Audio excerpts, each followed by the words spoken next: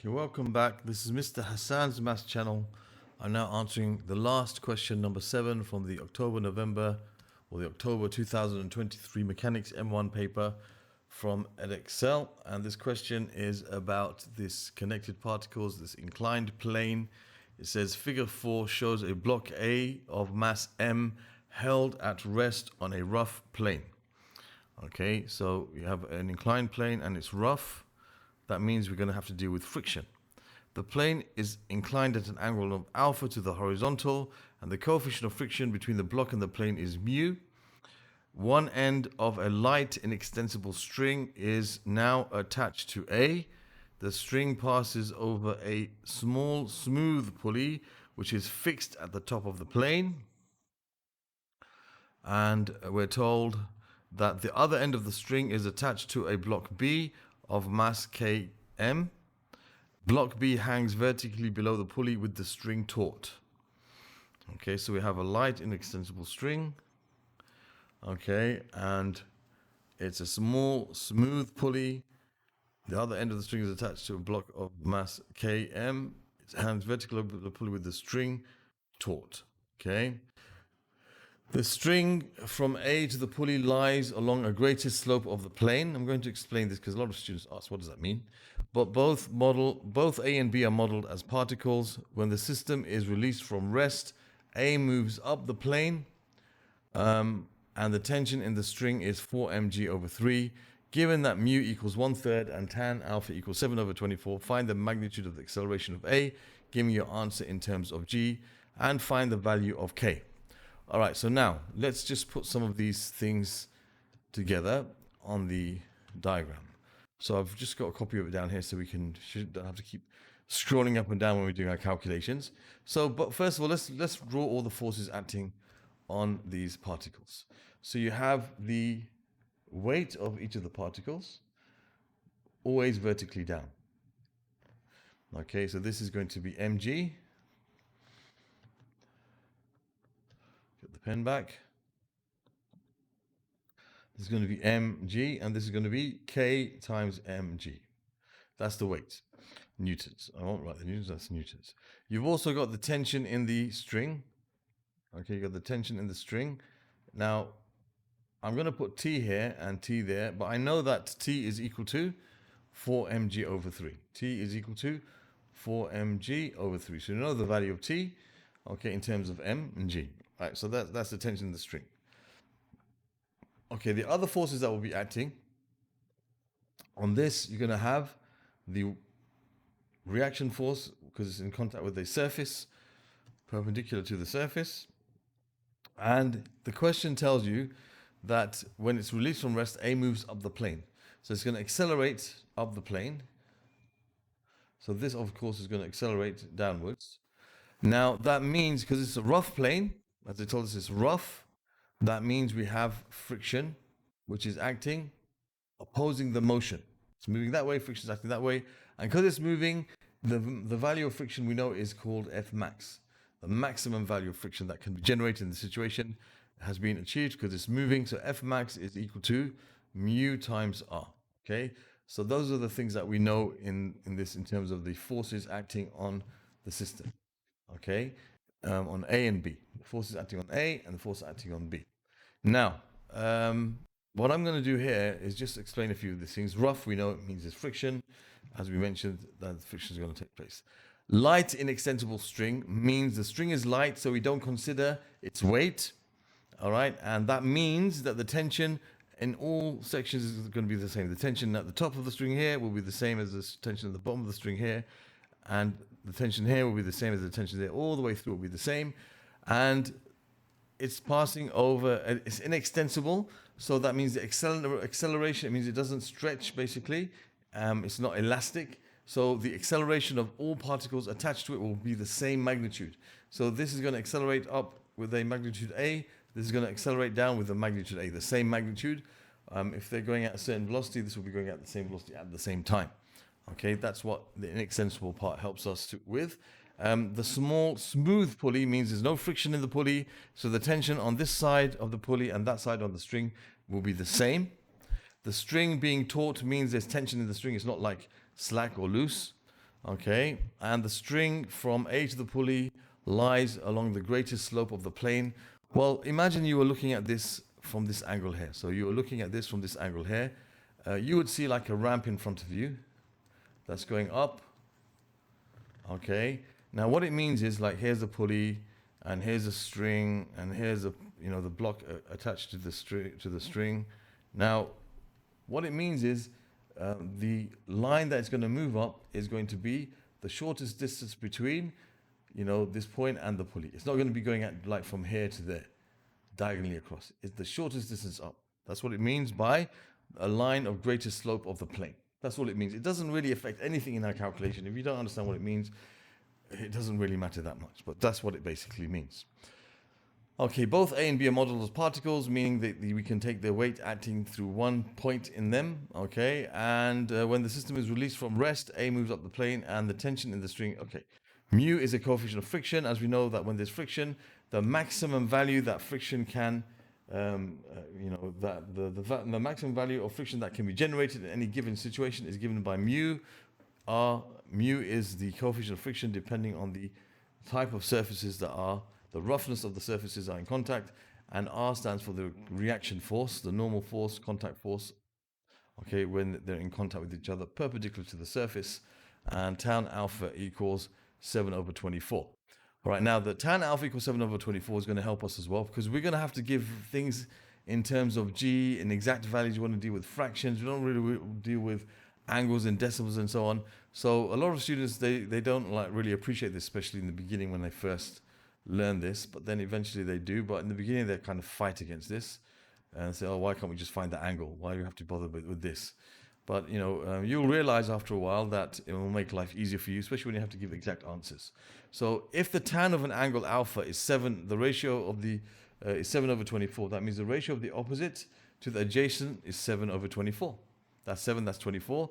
That means the hypotenuse, if you make this a right angle triangle, will be 25. Okay, because 7 squared plus 24 squared, if you find the square root, it's going to give you 25. It's one of the Pythagorean triples, like 5, 3, 4, 5, 5, 12, 13. One of them is 7, 24, 25. They normally gives you these Pythagorean triples to make your calculations easier. So if the tan of alpha is 7/24, then the hypotenuse here is 25. So that means the sine of alpha is going to be opposite over the hypotenuse, and the cosine of alpha is going to be the adjacent over the hypotenuse. So we know the values of sine alpha and cosine alpha, which will help us in our calculations. Why? Because we have to resolve the forces parallel and perpendicular to the plane. All right, so I'm going to also go through something else here, which hopefully should help us. Okay, now one of the things that we have to do is we have to resolve the force parallel and perpendicular to the plane. Now the first point is this angle here. This angle will always be the same as the angle to which the plane is inclined. Now some students don't understand why, so I'm going to quickly go through why. All right, that's the case. So I'm going to draw a line like this, okay, and a vertical line down here, okay, just to show you that would be where the weight acts, and that would be like the continuation of the reaction force. Now, what we have here is we have basically a triangle. If I can draw one, I'll try to draw one. Does this one get adjusted? No, it doesn't. So let me get rid of this one. Sorry. Just give me a second to explain this. So I'm going to draw a triangle. Okay. Wow, why does it come like that? Okay. I'll make it a bit thinner, and I'll make it fit over there.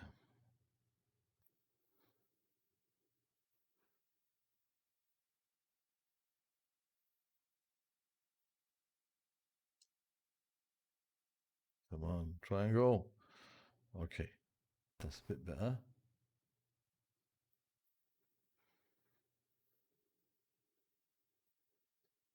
Okay. Something like that will do. All right. So this triangle here, okay, this triangle here is such that there's a 90 degrees here, there's an angle over here, which we don't know, okay, and there's an angle over here, which I'll mark with 2 lines. And this big triangle over here, so this is something that we have. I'm going to just group these all together. Okay. All right. And we have another triangle over here. I'll just continue that line again. Okay. And in this triangle here, I'm going to take this away for a second. This triangle over here, you have a right angle over here, and you have an angle in this corner here, and this is the angle alpha. Now, these two triangles are similar triangles. Why? Because they both contain an angle, a right angle, that's the same angle as that, and they both contain this angle. This is the same angle in both triangles. So they both have a right angle, and this angle is the same in both triangles, as you can see, because that corner fits exactly over that corner. So these two, this triangle and this big triangle are similar triangles by angle. So if this angle is the same as this angle, and that angle is the same as that angle, and they're similar triangles, then this angle must be the same as that angle. So this angle over here must be alpha. So it's always the case, you don't need to know the reasoning like I just gave you here, but it's always the case that the angle between the weight and the continuation of the reaction force downwards is always going to be the same as the angle of incline. Just for you, if you were all wondering why this is alpha, the same as that, that's the reason why. Okay, now what we're going to do is we are going to resolve this force. Okay, we're going to resolve the weight in two directions. Okay, in two directions.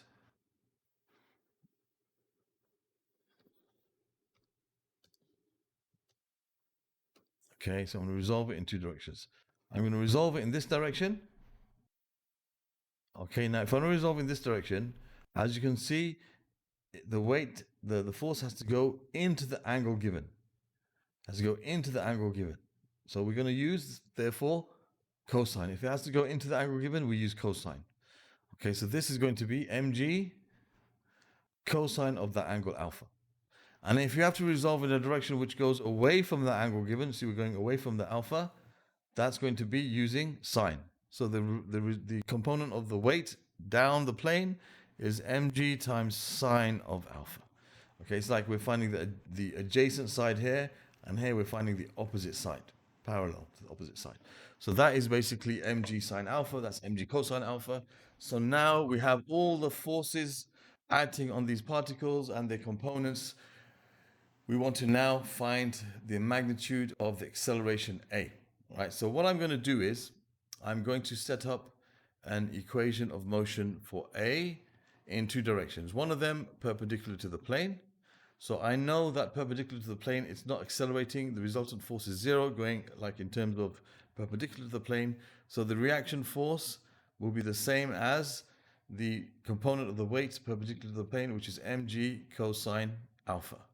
So R is going to be mg times cosine alpha, which we worked out here was 24 over 25. So mg times 24 over 25. So we can say R is equal to 24 mg over 25. All right, that's one thing that will help us. The other thing I'm going to do, and I'll need a bit more space, so I'll do it down here. I'm going to resolve the forces on A, but this time going up the plane, it's going up the plane this way, so I'll resolve that side as positive. So up the plane I have T, and down the plane I have minus F max and minus mg sine alpha, and it's accelerating, so that's equal to the mass, which is m, times the acceleration, which we have to find. This is using the resultant force equals mass times acceleration. The resultant force, T, upwards force minus the downward forces equals mass times acceleration. M is the mass, A is what we have to find. Now, how do we find F max? F max is equal to mu times R. Okay, and mu is equal to, as they told us in the question, 1/3. Mu is 1/3. So we're going to have 1/3 times R, and R we found out was 24 over 25 mg. The 3 and the 24 cancel to give you 8, so you're left with, that's 8 over 25 mg.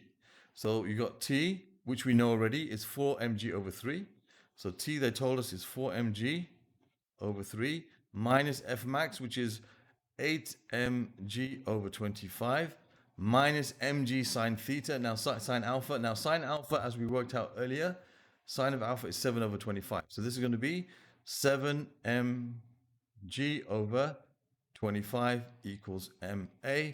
So this is going to be, this is going to be minus 50. So you have 4 mg over 3 minus 15 mg over 25 equals ma.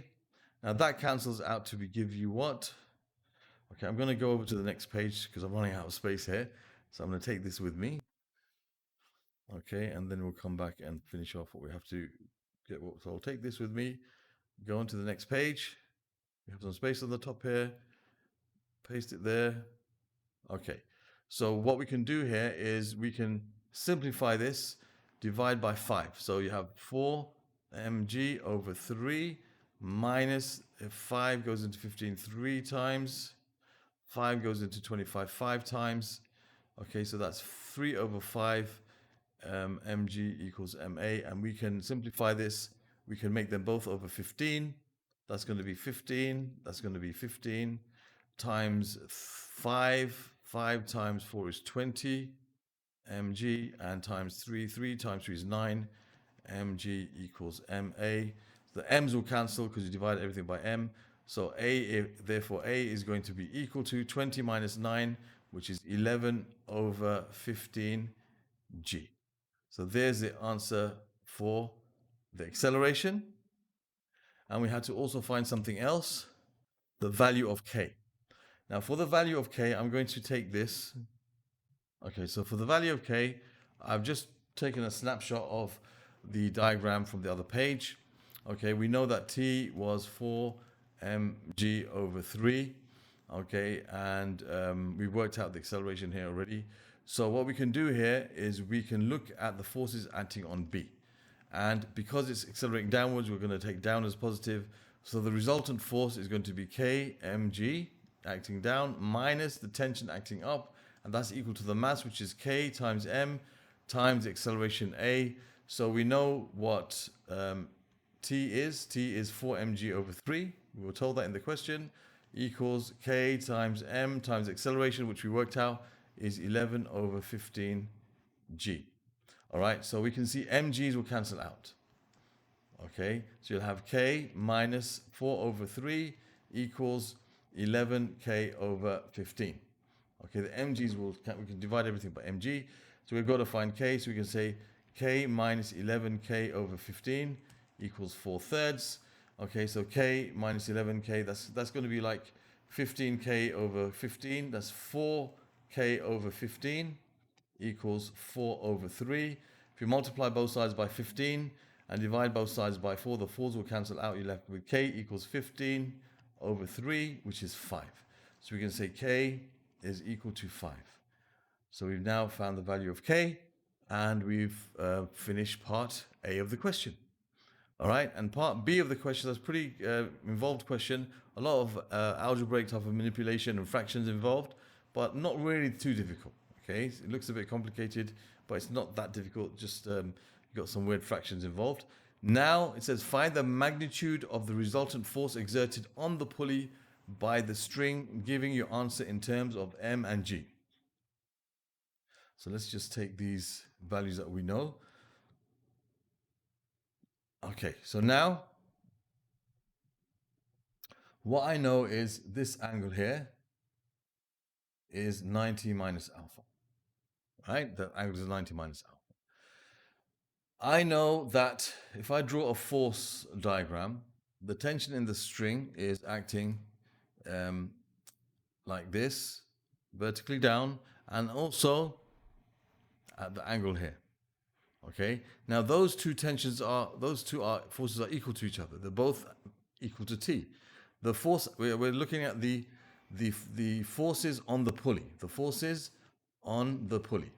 Okay, so the force acting on the pulley, okay, by the string. Okay, by the string. Okay, by the string, you got the tension here and the tension here, they're equal. Okay, this angle here is not alpha, but it's 90 minus alpha. Okay, 90 minus alpha. And the resultant force, now the easiest way to deal with this type of question, because the two tensions, the two forces are equal, the resultant force is going to be right in between the two. The resultant force is going to be right in between the two. So we can say the resultant force, which we have to find, okay, the resultant of those two tensions, okay, is going to be along this line over here. Now, this angle over here is 90 minus alpha divided by 2. And this angle over here is also 90 minus alpha divided by 2, because it's bisected, because this is exactly going to act in the middle, because these two tensions are the same. And we know about resolving forces. If I want to resolve along this line, let me just